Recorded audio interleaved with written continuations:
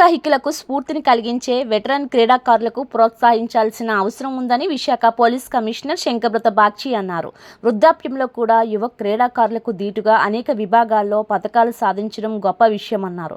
మధ్యప్రదేశ్లోని జబల్పూర్, థాయిలాండ్లో నిర్వహించిన national, international masters athletics championship పోటీలో పతకాలు సాధించిన వెటరన్ క్రీడాకారుల అభినందన కార్యక్రమం విశాఖలో ఒక ప్రైవేట్ హోటల్లో శనివారం నిర్వహించారు.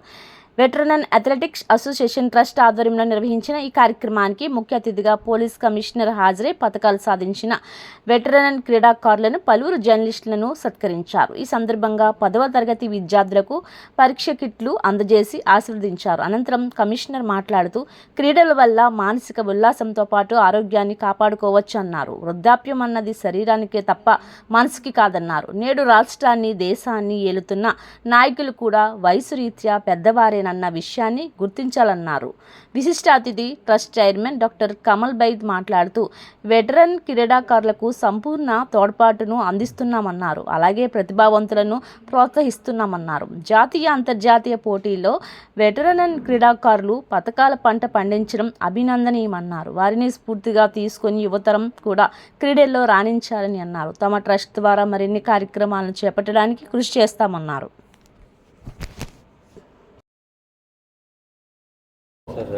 నా పేరు కమల్ వేద్. నేను chief trustee of master athletics Visakhapatnam association. ఈ సంస్థ పెట్టి ఇక్కడ ఒక 16 సంవత్సరాలు అయిందా. కానీ ఈ మధ్యన 2 సంవత్సరాల నుంచే వీళ్ళందరికీ కూడా కొంచెం బాధ, కష్టంగా ఉంది. బయటికి వెళ్ళడానికి తట్టుకోలేకుండా వాళ్ళ ఫైనాన్స్ ట్రబుల్ ఉంటే ఒక ట్రస్ట్ని పెట్టేసి వీళ్ళందరూ సాయం చేయాలని చెప్పేసి ఒక ట్రస్ట్ పెట్టాము, మాస్టర్ అథ్లెటిక్స్ విశాఖపట్నం అని. అంటే నేను మొన్న జబల్పూర్ నేషనల్ మీట్లోని వీళ్ళందరినీ కూడా ఫైనాన్షియల్ సపోర్ట్ చేసేసి జబల్పూర్ పంపిస్తే 65 మెంబర్స్ వెళ్తే 62 మెంబర్స్ 105 మెడల్స్ తీసుకొచ్చారు.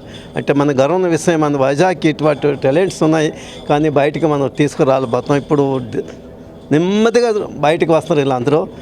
ఇది కాక ఆంధ్రదేశంలో కూడా ఇంచుమించు ఒక మన 65 మంది కాక ఇంకొక 100 మంది వరకు అందరి నుంచి వచ్చాము. అందరం మొత్తం కలిపేసి మనకి 250. అంటే మన స్టేట్లోని మహారాష్ట్ర తర్వాత దగ్గర మనం వాళ్ళకి బీట్ అయ్యాం నేషనల్లో. ఇంటర్నేషనల్ లెవెల్కి వెళ్ళేసరికి ఒక్కొక్క మనిషికి 90-80 వేలు ఖర్చు. అది భరించలేక కొంతమంది వెనక్కి అయిపోయారు. నేను కూడా ఆ టైంలో ఊర్లేను. కానీ నెక్స్ట్ ఇయర్ నుంచి ఒక ప్లాన్ పెట్టుకున్నాం. వీళ్ళు ఎవరు ముందుకు వాళ్ళకి ఫైనాన్షియల్ సపోర్ట్ చేసి బయటకు వెళ్తే మాత్రం చాలా ఖర్చు ఎక్కువ అయిపోతుంది. అది నేను ఇంతవరకు ట్రస్ట్ మాది గట్టిపడలేదు. కానీ రాబోయే 1 ఇయర్లో ట్రస్ట్ని గట్టి పెట్టేసి వీళ్ళందరినీ కూడా బయటికి తీసుకొచ్చి పెట్టిస్తే ఇది ఓన్లీ మాస్టర్ కాకుండా నేను జూడో, కరాటే, స్కేటింగ్, తర్వాత ఫైనాన్షియల్, ఈ స్విమ్మింగ్స్ వాళ్ళు వీళ్ళందరినీ కూడా కలిపాము. మన వైజాగ్లో టాలెంట్స్ ఇంచుమించు 1000-15 మందిని మా సంస్థలు కలపడం చూస్తున్నాను. వీళ్ళందరూ కలిస్తే వీళ్ళందరూ కూడా బయట లెవెల్కి వెళ్తే మన ఫైనాన్షియల్ సపోర్ట్ చేస్తే మన వైజాగ్కి పేరు రావాలా, మన ఆంధ్రప్రదేశ్కి పేరు రావాలా. నేను సీఎంని కూడా మన కోరాము, చంద్రబాబు నాయుడు గారిని. సార్ మీరు ఎంత చేస్తారు, ఈ స్పోర్ట్స్ కూడా మన వైజాగ్ కూడా సపోర్ట్ చేయండి. ట్రస్ట్ ఉంది, మాది సొసైటీ ఉంది, సిఎస్ఆర్ ఫండ్ ఇవ్వడం, ఇవన్నీ కూడా పిఎన్ కార్డు వచ్చింది. తర్వాత దీనికి ఈ ఎగ్జామ్షన్కి కూడా వెళ్ళిపోతాను. మీరు కొంచెం ఫైనాన్స్ సపోర్ట్ చేస్తే వీళ్ళందరికీ ముందుకు పంపిస్తాను. అది మన అందరికీ కాదు, భారతదేశానికి కూడా పేరు ఉంటాయని చెప్పేసి ఆయన కోరాను. ఇంతవరకు లెటర్ కూడా వెళ్ళి నాది. ఆయన ఎప్పుడు ఇస్తారో నాకు తెలియదు. కానీ ఒకటి మాత్రం ఉంది, ప్రజలు ఇక్కడ ఎంతమంది వైజాగ్ ప్రజలందరికీ మాత్రం మనవి చేస్తాను.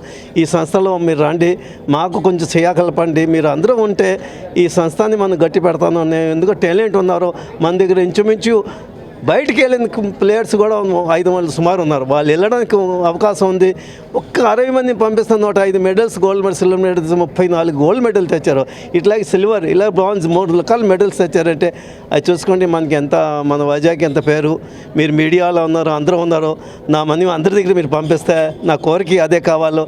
ఈ అందరినీ కూడా మనం నిలబెడతాం. ఒకరి వాళ్ళు ఎవరు కాదు, 10 చేతులకు కలిస్తే కానీ ఎవరిని మనం ముందుకు లేపలేము. అది అందరికి నేను చేసింది కోరిక. అది కోరిక అందరినీ. నేను అలాగే అక్కడే ఉన్నాం. నేను కన్జ్యూమర్ కోర్టులు కూడా నిన్న మీటింగ్లో నేను వెళ్ళాము.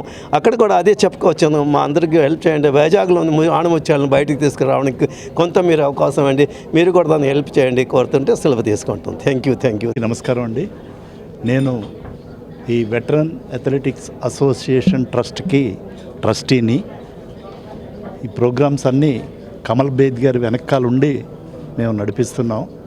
ఏం చేద్దంటే ఆయన ఈ మేనేజింగ్ ట్రస్టీ అయిన తర్వాత వెటరన్ అథ్లెటిక్స్ని ఎంతోమందిని వారి ఆధ్వర్యంలో ప్రోత్సహించడం జరుగుతుంది గత 2-3 సంవత్సరాలు బట్టి. ఎంచేతంటే క్రీడాకారులు అంటే ఆయనకి చాలా చాలా ఇష్టం, అలాగే కళాకారులన్నా కూడా ఆయనకి ఇష్టం. ఎంచేతంటే క్రీడాకారుల్లో ఉన్న ప్రతిభని వెలికి తీసి ఆయన సపోర్ట్ ఇస్తూ, ఎంచేతంటే చాలామంది ఆర్థికంగా బలహీనంగా ఉన్న క్రీడాకారుల్ని ఆయన ప్రోత్సహించడం ఎంతైనా ముదావహం.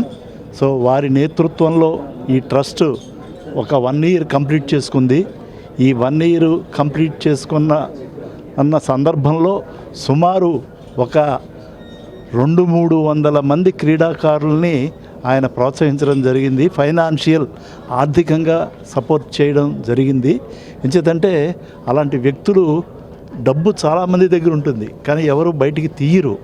కానీ కమల్ బేద్ గారు మటుకు ఆయన ముందుకు వస్తారు. అందువల్ల ఆయనకి మేము అందరం కూడా రుణపడి ఉన్నాం. మేమందరం కూడా సర్వీస్ చేస్తున్నాం. తర్వాత మాతో పాటు జర్నలిస్టు మిత్రులు కూడా, ఆ జర్నలిస్టులు కూడా ఎవరంటే ఆర్థికంగా పాపం చాలా చిన్న చిన్న పత్రికలు నడుపుకుంటూ ఎటువంటి సహాయ సహకారాలు వారి పొందకుండా ఉన్నవారు చాలామంది ఉన్నారు. వారిని కూడా వారి భుజం తడుతూ వారికి ఏదో విధంగా హితోధిక సహాయం చేయాలన్న సంకల్పంతో కమల్ బైద్ గారు ముందుంటున్నారు. సో వారికి జర్నలిస్టుల నేను కూడా ఫ్రీలాన్సింగ్ చేస్తూ ఉంటాను.